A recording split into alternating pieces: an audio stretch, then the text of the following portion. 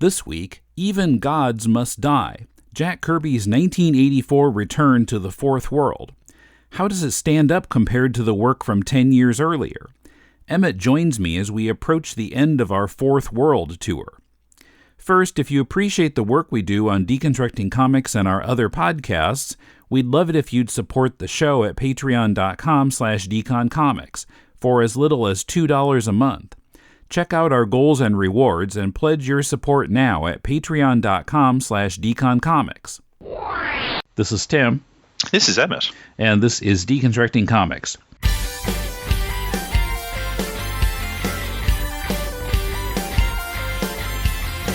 Welcome to Deconstructing Comics. This is Tim in Tokyo, Emmet in the vicinity of Melbourne, Australia, out in the kangaroos. How are you doing? I'm well, Tim. Thank you. How are things? Okay. So we're getting close to the end of the Fourth World stuff here. We've gotten up to, well, to read the entire title, In the Final Analysis, ... Even Gods Must Die, which was a 49-page story that appeared in the sixth and final issue of New Gods Volume 2, which was mostly a reprint book, reprinting the New Gods stuff that we've previously talked about. This issue was dated November 1984 and appeared alongside the Darkseid and Sons story from issue 11 of the New Gods. So this is like 10 years later that he's doing this, and he's got a different inker, D. Bruce Berry, which I was noticing differences in the art, and I wasn't sure how much of it was the inker and how much of it was that Kirby's just 10 years older. Yeah, he's the age, in his 60s by this point. Yeah. 66 was what I figured out, yeah. But, I mean, it's still very good and very detailed. There's a couple of, 2-page panels that are, it starts out with a couple of those that are just as good as stuff that was in the earlier issues in the 70s. Yes, no, absolutely. The detail is still there. The scope of the visuals is still there, I think is a way of putting it. He has this way of giving depth to the scenes. Like these sort of visions of apocalypse are amazing and overwhelming, and I think that's what he's going for. The other thing as well to bear in mind is that I love that you said that this is in a reprint book, because so much of the story is all about rehashing and recycling things that have previously happened. Even people are being brought back, and they're like a shadow of their former self because whatever made them has been lost. And if you want your thematic reading, maybe this is what it is. Like he's saying, okay, you brought me back again to do this book that you kicked me off. All right, I'll put all the pieces on the board again, but it's not the same. The energy is gone. And, the first time I read this, as I said to you before I started recording, and I think I've mentioned in previous episodes of this series, I was reading these New Gods issues completely out of context. Yeah. And it lacks for that. Like you do miss the overall Fourth World perspective if you aren't reading Mr. Miracle and Forever People and so on. So there were things I wasn't getting, but I remember my overwhelming impression of this issue when I reached those last pages was, oh, that's a downer, just that's a real, that's just miserable. I felt like he'd been sort of shuffled out the stage door exit. All right, Kirby, we give you your book, go away now. You close your chapter. We know Hunger Dogs is coming. In this present day, but at the time, I wonder if fans read this going, oh, okay. But reading it now, with that context, it does hit me different. It does feel like more of a condemnation of Darkseid's philosophy and of inevitability that I've been touching on the last few episodes. This idea of, it could only end in death. And if you think about it, Darkseid cheats. Like he doesn't honor the jewel of the fates that we've been sort of promised between Orion and his sort of father. Like that bill of sale isn't here because Darkseid pulls a fast one and he gets an execution squad in the mix. It actually feels as if Darkseid's paranoia has overwhelmed him. Mm-hmm. So I feel differently about it now. It's not a victory. It's like the Mr. Miracle Barda wedding in that it's bittersweet. It's the flip side of that almost. It's like this is what that was all about. Well, ultimate love can only get you so far. There will still be hardship. There will still be suffering. This is ultimate hate will destroy you.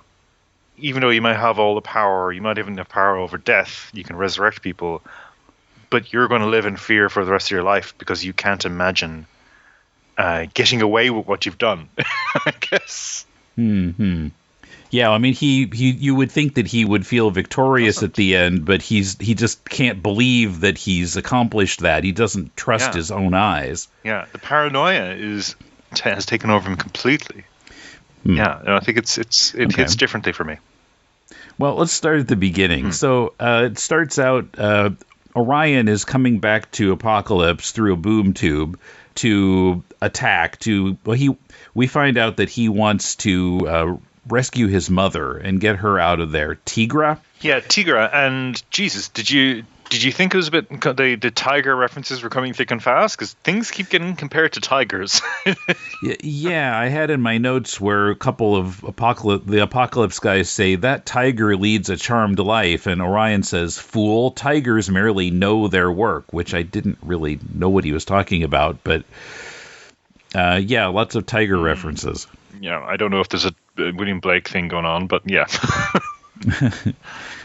But, another significant thing here is that a lot of the human warriors have been replaced by machines that they call mechanoids. Yes. And this whole automation change that Darkseid has instituted, although when Orion says, "Why am I greeted by mechanical dolls? Where are the warriors of Apocalypse?" And this guard says, "Despite automation, you'll find us about."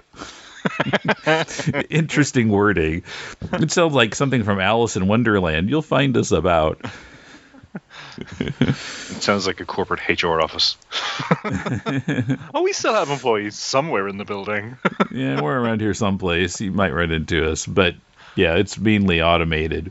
And yeah, later in the story, Darkseid is talking about how everyone, including himself, will someday be like controlled by the machines.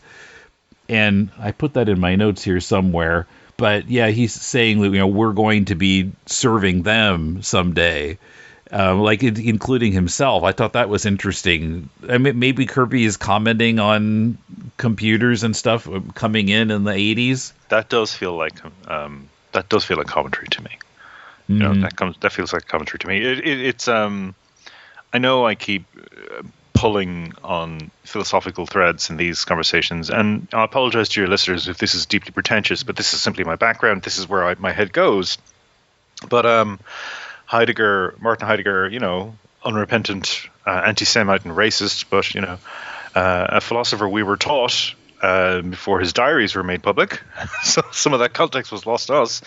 But he wrote an essay on technology in that I think after World War II, and after he sort of retreated to his, Black Forest cabin, he started writing more and more about technology, and some of his thinking was along those same lines, that more and more of our rationality, more and more of how we reason, how we think, will be given over to machine thinking and machines, and we'll come to rely on machines more and more. And this is decades before the iPhone basically turned our brains into an automatic relay, just going, "What's that again? Let me Google that. What's that again? Let me Google that." This is, he could see the arc of where this was going, if you like. But people before him could too. I think Martin Heidegger sort of expressed in his inimitable, incomprehensible way some ideas about technology that Kirby's touching on here too, which is that we will become wholly dependent on it, and it will replace us because we've designed something to replace us. That's the point. We're trying to make something that makes us no longer valid. It's a weird take on the singularity, I guess, but it's one where Kirby's focusing on the idea of work. Certainly automation in work is something we're more and more presently aware of. And I think it's interesting to read this comic with that in mind. Orion comes expecting, again, it's this idea of fate being cheated. Orion comes to Apocalypse expecting this great battle. He's finally ready. He's coming for the fight. And it's just disappointment after disappointment. He's fighting robots. His dad cheats, all this kind of stuff. I really find it interesting. And had Orion experienced the Furies much before? I don't think so. No, they're more of a Mr. Miracle really thing. So even the appearance of the Furies, and we'll get to it, I'm sure, but like just in terms of that idea of disappointment, they are acting like children almost, and then they get punished again by a machine. Mm-hmm. So it's like all these characters are just being put through a sort of dramatic recreation of what their mythical exploits used to be. They're being trotted out. So yeah, automation, recreation, Kirby being asked to take all these concepts out of the back of the wardrobe and dust them off and present them to us again. There is a sense through the entire comic of being put through your paces. Not thinking, not reflecting, just thud, thud, thud, thud, in terms of the what this plot is doing, and it's a very bitter story. Mm-hmm. But I think there's insights to be had there. I found the quote, "Someday our machines will do it all. They'll dwarf the cosmos itself. We'll praise them, curse them, and fear them." And he's got "do it all" in quotation marks. By this point, it seems like he's gotten into my dad's habit of emphasizing phrases by putting them in quotation marks. Yeah, it's kind of an old school thing. I remember that, though. I remember when you wanted to sort of introduce sort of a commonplace phrase, you would always put quotation marks or italicize. Whereas I think there's less of that now. There's less of a concern with that idea of what is proper English and what is colloquial English. But yeah, he felt like he was winking to the reader. Mm-hmm. You know what I mean by this. You know what I'm suggesting with this. Right. Yeah. So Orion's in the Armageddon slum, and some boys save him from one of these robots. And then the three of them are helped by the female Furies, who are in some kind of a control room, controlling stuff.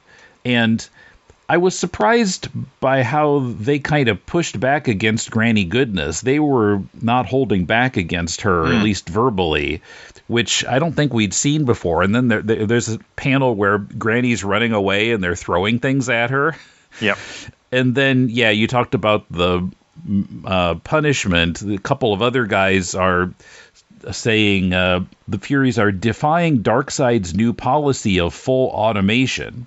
I guess they're actually getting into physical fighting, and that's not allowed anymore for some reason. Yeah. So they're all kind of zapped, including Granny. They just let Granny get zapped along with everybody else. Yeah, they were given desk jobs. Yeah. Yeah, basically. Yeah. I think it's incredible. I think it's a really interesting idea of this theme coming through with the Furies. And Kirby's clear affection for the Furies has really won me over. Mm-hmm. And as I said to you in the last episode, we were talking about depictions of Darkseid in other media, where he's always presented as this sort of monolithic evil that you simply can't comprehend, and he's above you all, blah, blah, blah. And I contrast that with Kirby's take on him being kind of a goof. The Furies, similarly, I've usually seen them in animation and things like that as just irredeemably evil. A bit strange, a bit wacky looking, but they're hench people. They're henchwomen. Here, we've seen in Mr. Miracle, and here, they're rebellious. They're chomping at the bit. They want to do things. Yeah. They have to be restrained because, they were meant to be henchmen. They were meant to be goons, but they actually fought back against that conditioning, like Barda did. Barda went further than they did, but Barda sort of, I feel, inspired them. I really like the Furies now. Yeah. I mean, just I've only encountered them here, and yeah, I feel like they're kind of good guys. But I guess it's been more simplified now. I mean, when we first saw them, they felt more like they were bad guys, but now, we've seen them working with Mr. Miracle and Barda, so Yeah. And just part of the magic act. Yeah. So, and Stompa crushing things and Stompa stomps. So Stompa stomps stubs. I don't think, yeah, exactly. I don't think I want to see them elsewhere where they're just evil. Yeah, it's disappointing. It is disappointing. Darkseid is feeling lonely, which is something a sentence I never thought I would say.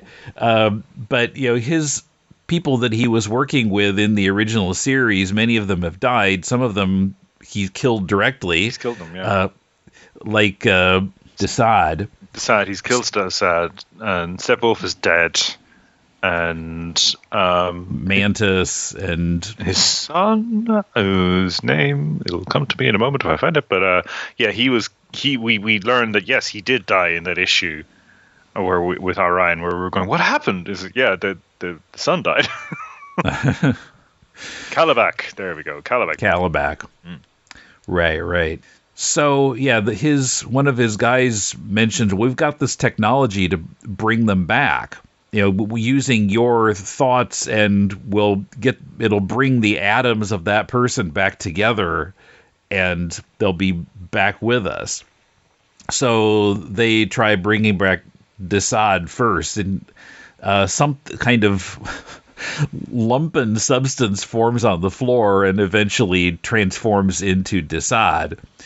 And he kind of seems the same, but yeah, like you said, it's sort of a pale imitation. And he doesn't maybe have all the memories. He's just sort of, a generic version of Desaad. Yeah. If you want to read a sort of dark commentary in this sequence, I feel what we're seeing is what's going to happen to the Kirby creations after Kirby. They simply are saying the same catchphrases or mimicking that behavior, or trying to mimic that behavior and coming up short. Yeah, I feel that's what's going on. It's interesting with the resurrection itself. If you look at that page, his flunky offers him the brain scanner. He has his hand out as if to take it, but he doesn't appear to take it. And then he has his hands on his temple as if he's putting it on, but he doesn't put it on. And then he insists he can just do it himself. What I snuffed out, I can rekindle. Like, he seems to use the Omega Beams to draw Desaad back into this plane of reality. I think that's what that's suggesting.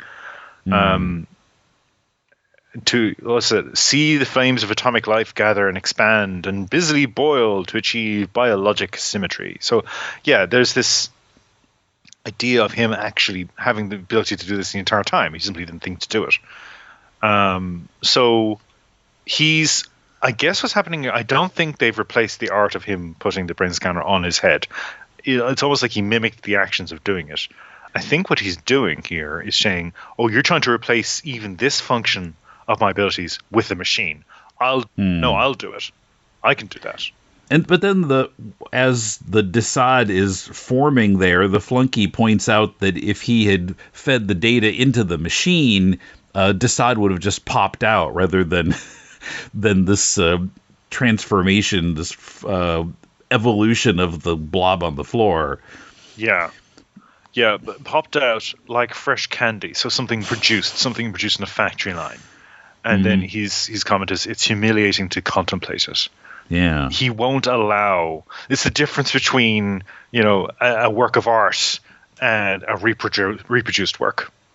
A Kirby versus a Liechtenstein. That's what we've got here. And he's refusing to allow the factory line to enter into this business of resurrection. He's saying, no, this is mine. I won't let you take it from me. Yeah, well, I mean, I'm also getting a vibe here of Darkseid as CEO, where he's instituted this policy that now everything has to be automated, but at the same time, he doesn't really like it. Like, I'm exempt from my own policy. That's very common to CEOs. Because I want to do this myself. I don't want to use a machine. Yeah. But everybody else has to.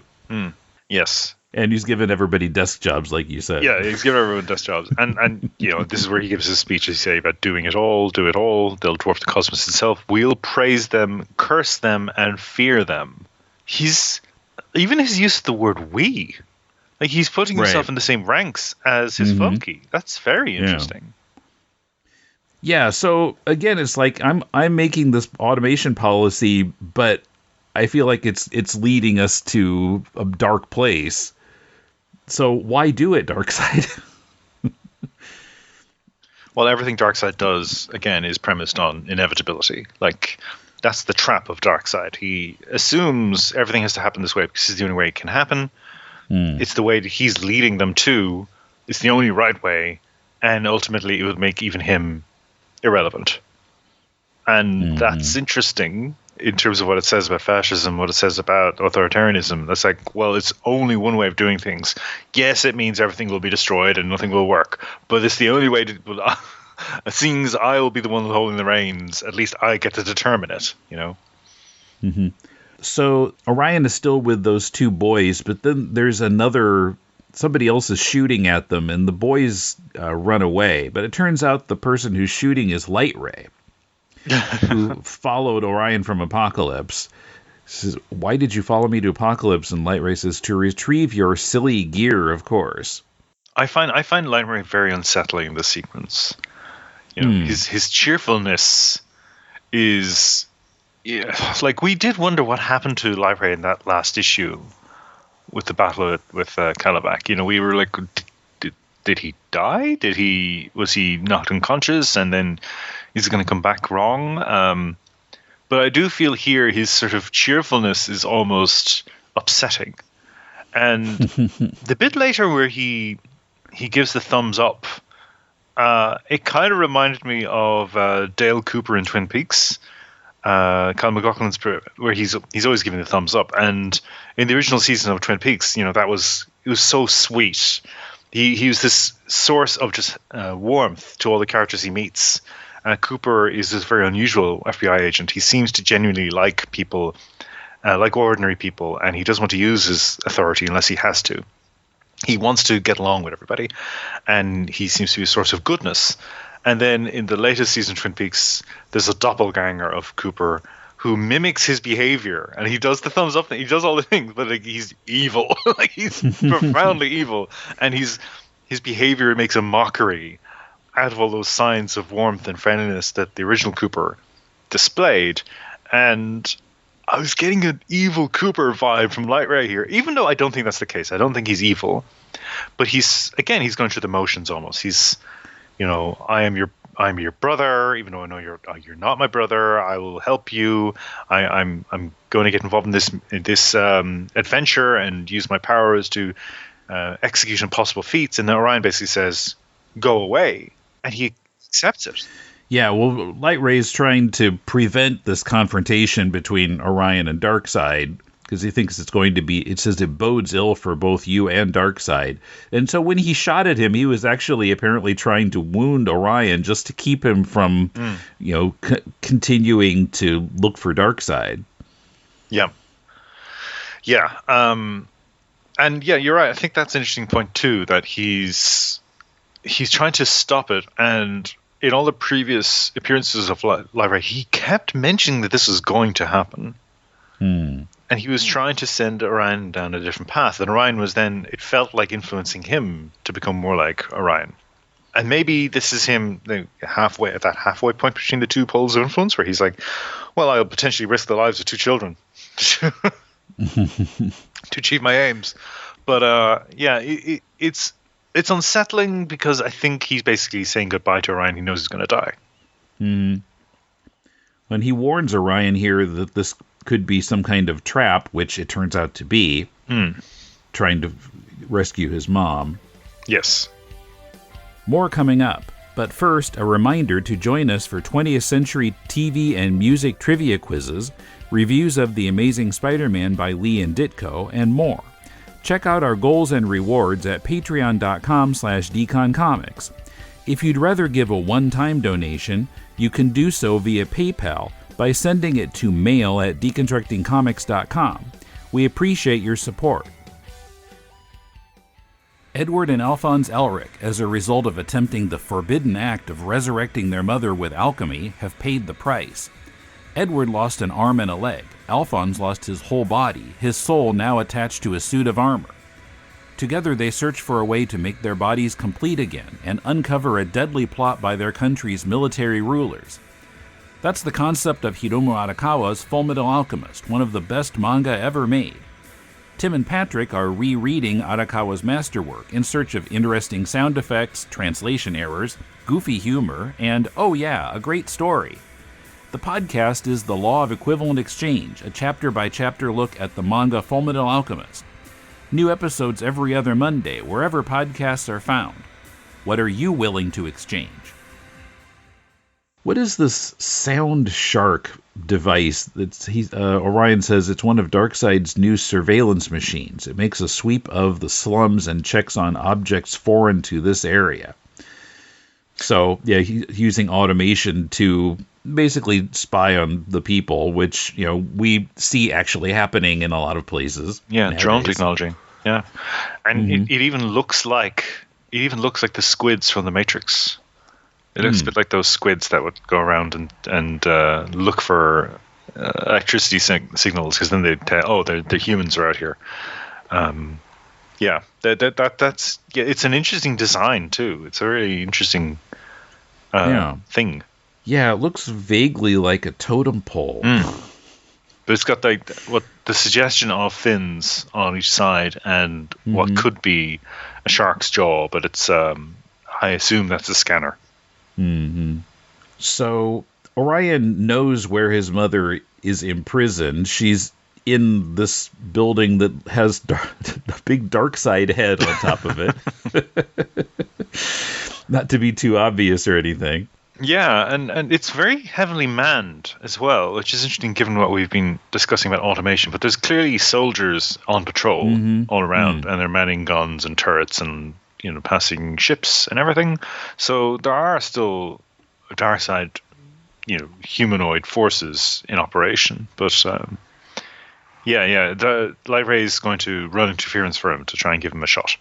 Yeah, so he shoots down some of Darkseid's ships, and there's supposed to be a diversion, and Orion says, "You young idiot, this will bring the military out like angry bees." Angry bees at that. Yeah, not just bees, but angry and then bees. The next page, Light Ray is described as like an enraged comet. So everything's angry. It's all mad. We're coming up to one of the most horrifying pages in this battle.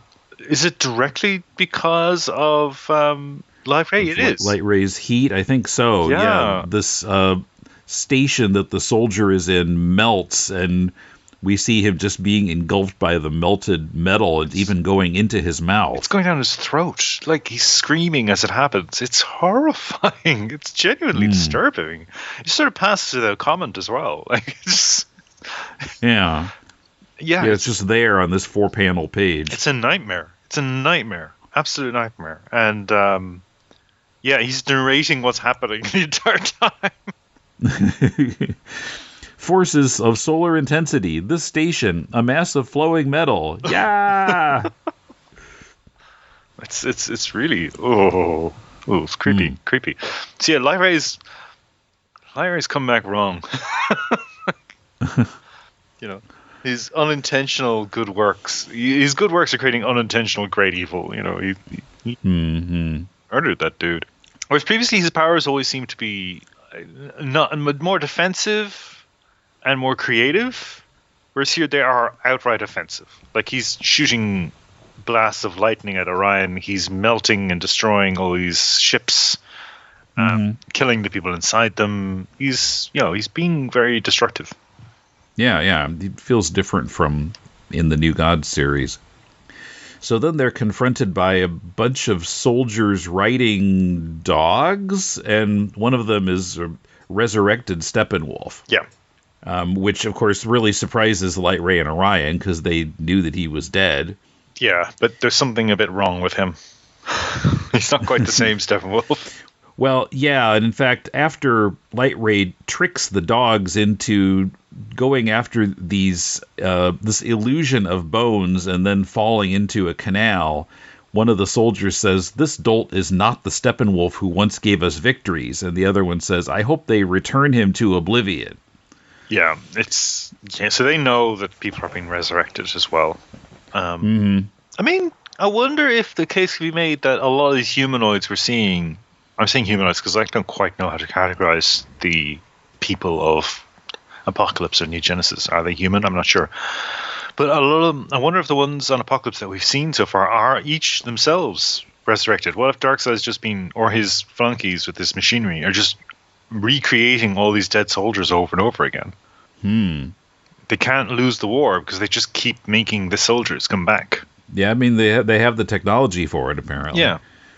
Light Ray decides he's going to leave, and he exchanges thumbs up with Orion, and then Light Ray basically turns into the Human Torch. It's a little bit different color, but the drawing looks like Human Torch flaming on with all the lines all over his body, and he takes off, I think he's also again trying to distract people. Yeah, he says they'll be swarming after me. Get going, Orion.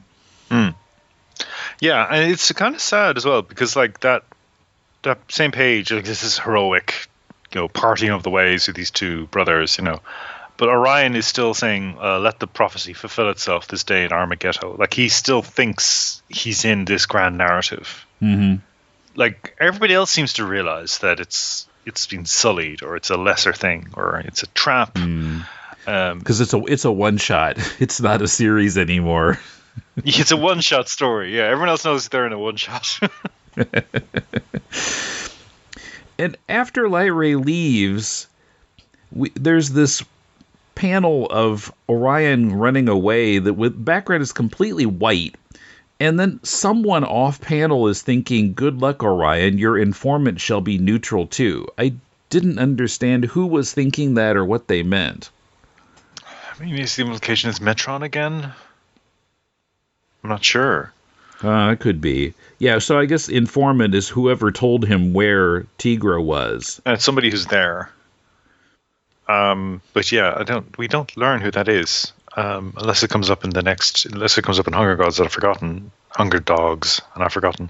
But I would have assumed it was Metron. That makes sense. That would fit him, his character. Particularly the comment about being neutral. Yeah, it is frustrating that it's literally a free-floating thought balloon.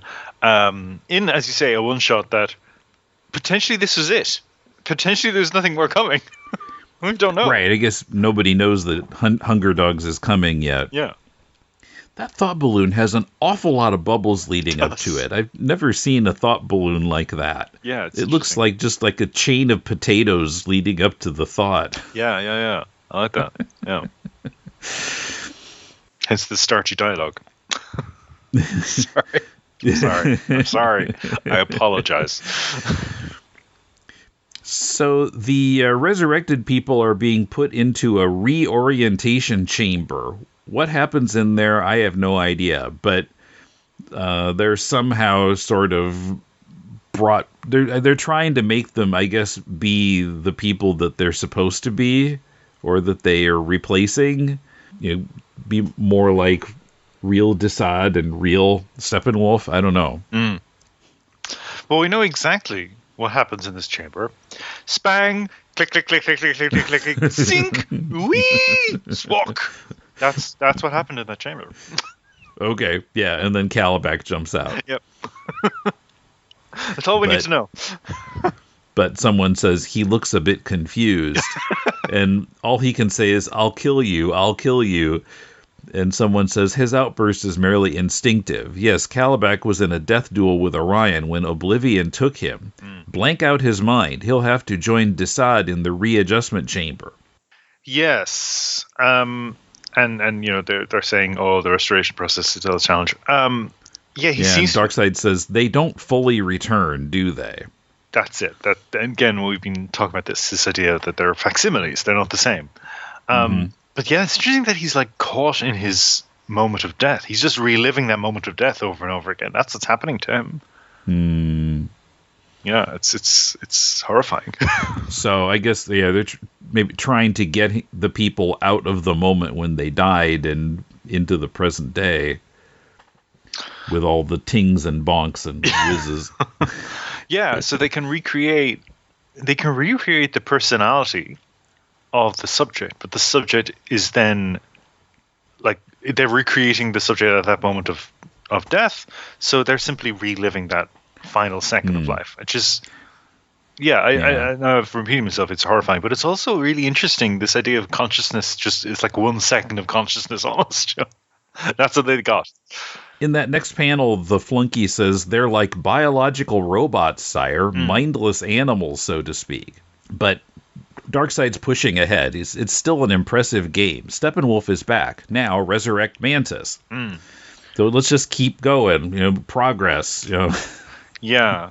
I do wonder if I think I'm wrong to suggest that the soldiers have been resurrected, because just looking at that exchange, it seems like it's still in the testing phase and he's using his lieutenants as the experiments.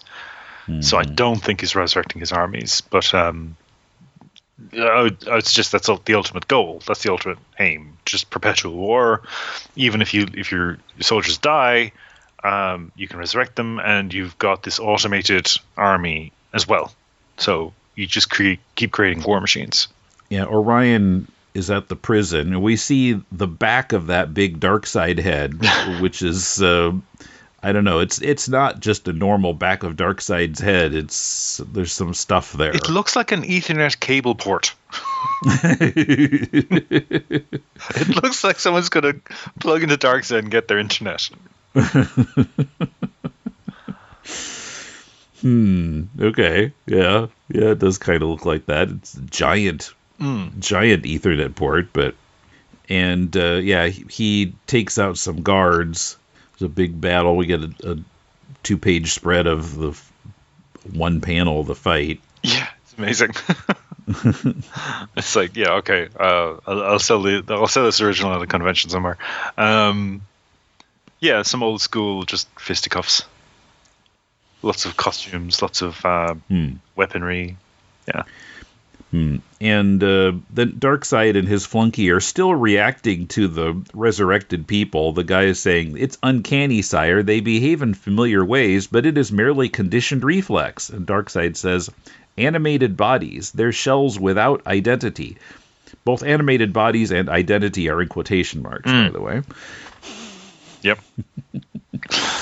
Yeah, and then we see them just repeating their catchphrases. So Kalibak, Desad, Steppenwolf, Mantis, and they're just they're just saying things that they've previously said, or an expression of them, of the idea of them. It's it's again really disturbing.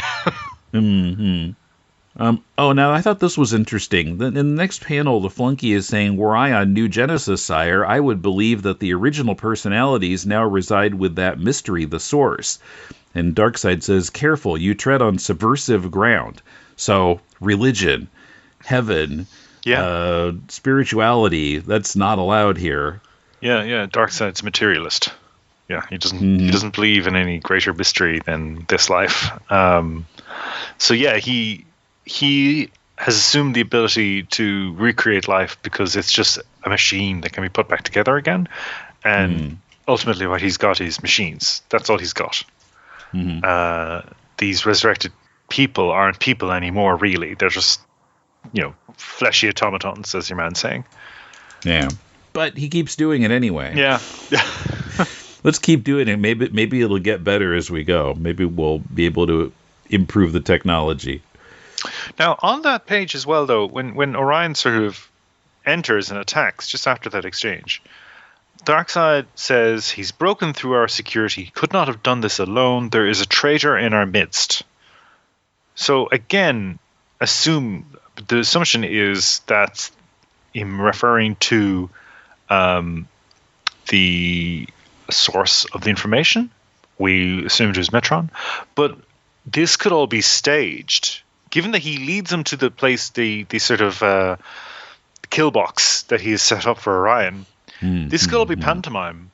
This could be Darkseid actually putting on a performance, leading Orion on, which would then imply he's the source. He's the informant. Yeah, that could be. Yeah, it seems like there's a lot here that Kirby is not making obvious, just kind of implying. I thought it was a little amusing when Darkseid says, "Don't call me father, you were never like me. You don't plot, you don't scheme. You leap at life like a beast of prey." I mean, who wants a son who doesn't plot and scheme? Or leap like a beast of prey. Leap at life like a beast of prey. Yes, release my mother. This moment may solve all our problems. Release my mother. Release her, Tigra and I will leave Apocalypse forever. Oh, okay. That's not much of a negotiation. No. But Darkseid is in some kind of a car that's like running on a rail, it looks like. It's kind of futuristic thing, and Orion breaks the glass on the top of it. But then they arrive at... So Tigra is apparently strapped to this table over a flame, and Darkseid refers to her as comfortable. I don't think so. He's a sassy bitch. I love the great energies burn low in these days of automation, but they keep my prisoners quiet and comfortable. She's just mildly toasted. Yeah, I love Kirby's Darkseid. I see him more as a Tim Curry type. I can see Tim Curry doing the voice. Just lots of innuendo and dropped references. It's a lot more interesting than just generic evil. It is. Like he's thought of everything. No, he's almost bored by it all. That's when he's being a bit ironic and sarcastic. Darkseid and Orion fight a bit more, and then Darkseid says, "Now," and these four guys start shooting at Orion and fill him full of holes, and then he falls into that, like, flaming lava. Yeah, which disappoints Darkseid. He wanted... Because, like all, self-aware comic book characters, he knows if you don't have a body... Are you sure he is dead? Did you see him die? Yeah. So, yeah, it's basically what I've seen in a lot of comics and soap operas. Like, no one could have survived that, which means he's coming back. He's definitely coming back, yes. But yeah, like I told you, the first time I read this, I read it cold, and yeah, just that ending is so bleak. But now I read it, and not even taking into account what we know is going to happen with Orion, but reading it now, it's all about Darkseid's paranoia, as I said before, and the fact that he can't let it go. Orion was chasing this heroic adventure. He wanted there to be this battle with his father. He wanted to save his mother. He's a hero. I think he's become fully convinced that he's a hero. Whereas Darkseid was just tricking him and deceiving him and then pulling these stunts in order to preserve his own life above all else. He's not interested in the grand battle anymore. He just wants to continue to exist. And now that he seems to have defeated Orion, his continued existence is still in doubt. Like, he's so worried that he hasn't anticipated something. Yeah, that final narration box. Who among us can convince the evil? Unmoved by guilt, they forever live with doubt. If Orion is dead, he's left behind him eternal fear. Yeah. That's so much more present to me now than the upsetting panel of Orion being riddled with bullets. Which is shocking. And it is a very grim issue. You're following on from the guard being molten, swallowed up by molten liquid metal, and then Orion getting shot full of holes. Like, it's all very grim. But that aside, and that shock aside, the thoughtfulness of this last page and Darkseid just being swallowed up by paranoia is very compelling. It's a very interesting note to end on. Yeah. So, yeah, but when we reading it originally, don't even know if there's going to be any more, you might think, well, maybe Orion will come back if there's another story. Yes. So, yeah, I would think people wouldn't be quite sure how to digest this. Like, so Orion's dead, the end, or Orion's dead and in the next chapter he comes back, or what? Yeah. Hunger Dogs has the answers to some of those questions, but also in Walter Simonson's Orion in the mid-'80s, there's a lot more stuff about Tigra in that. He reinvestigates that whole idea of Orion's quest for his mother. I feel like, picking at the crumbs of Kirby and trying to build stories out of them, I do wonder sometimes if a lot of the thinking has been lost, the meaning has been lost. This is clearly a dropped plot thread, but like for the purpose of this story, Tiger was there to excite Orion, to get him to come, and then to be so distraught that he won't realize he's been tricked. That's the point. I think Tiger is important, but I feel as if, with Kirby, there's a larger game at work at times. Now, whether he was able to successfully express that to his readership, that's a conversation, I think.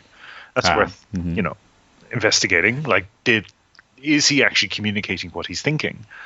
But yeah, I feel as if a lot of people who've come after, even if they're being very sincere in their efforts, like Simonson, I would say he's a very sincere follower of this narrative. And he's trying to continue it in a respectful way. There is a sense of, okay, you're grasping at something. You don't quite have it, whatever Kirby was trying to say here.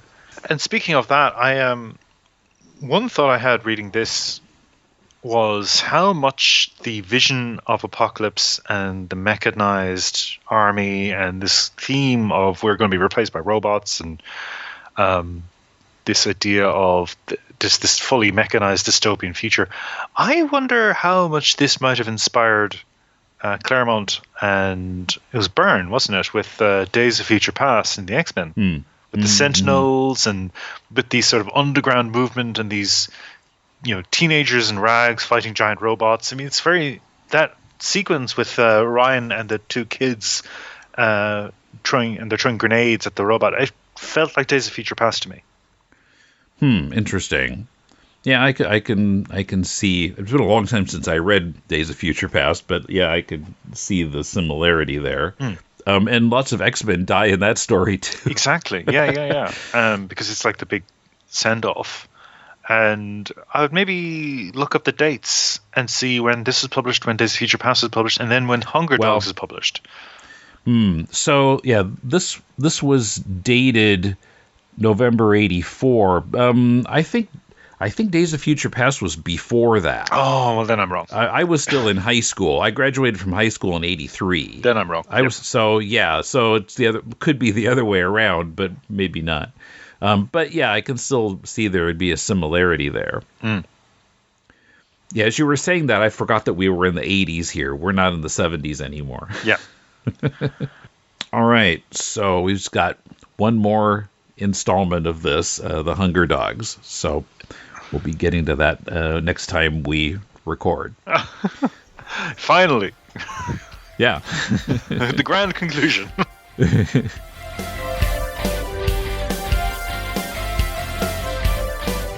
Even Gods Must Die appears in the Jack Kirby New Gods collection published by DC.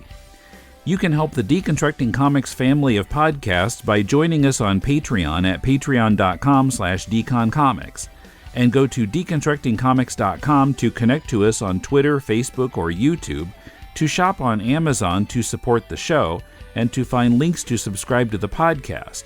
Our theme is by J.B. Anderton. If you're looking for some constructive feedback on your comic, send it to us and we'll critique it on our spin-off podcast, Critiquing Comics. Send it to mail@deconstructingcomics.com. We'll read at least 30 pages of it and critique it on the show. Next week, Mulele's back, and that can only mean one thing. We're discussing a book by Chad Bilyeu. But it's not a new issue of Chad in Amsterdam. It's a new series called The Re-Up, an interesting hybrid of comics and prose, with art by Juliette DeWitt. Be here to hear more about it next week. Till then, this is Tim, and thanks for listening to Deconstructing Comics.